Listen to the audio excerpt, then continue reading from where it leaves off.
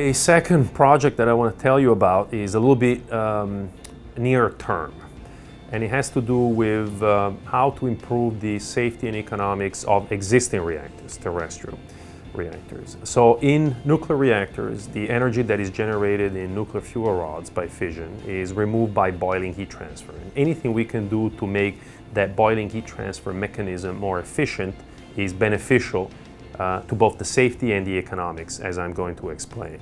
First of all, how do we do it? We engineer at the micro and nano scale the surface of the cladding, the cladding being the outer surface of a nuclear fuel rod, to increase the limit at which we can operate our fuel rod.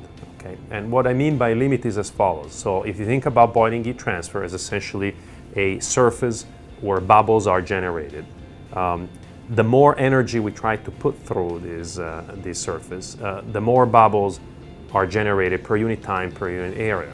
And it gets to a point where these bubbles merge and create a continuous vapor film. We want to avoid that situation, okay?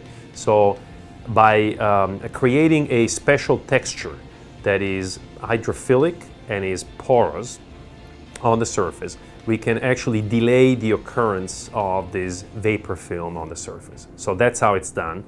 Now, why is it relevant to both economics and safety of nuclear reactors? For safety, it's fairly obvious. That situation where you establish a continuous vapor film usually or can result in the physical damage of the fuel rod itself, with consequent release of radioactivity from the fuel.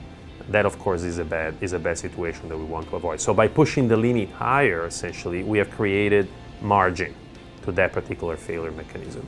Now, you can use that margin in two ways. You can either, it gives you flexibility in operation, because you can now do certain things without certain maneuvers of the reactor without getting too close to the failure limit.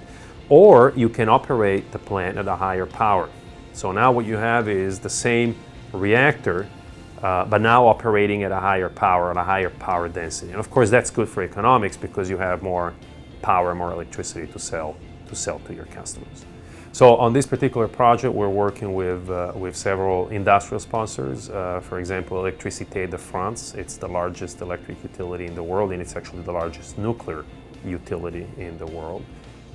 We have contracts with Westinghouse, which is a major nuclear reactor and nuclear fuel vendor, and also we have received grants from the Department of Energy, Office of Nuclear Energy. So there seems to be a robust industrial interest in these ideas of engineering materials for nuclear reactors to enhance their safety and their economics.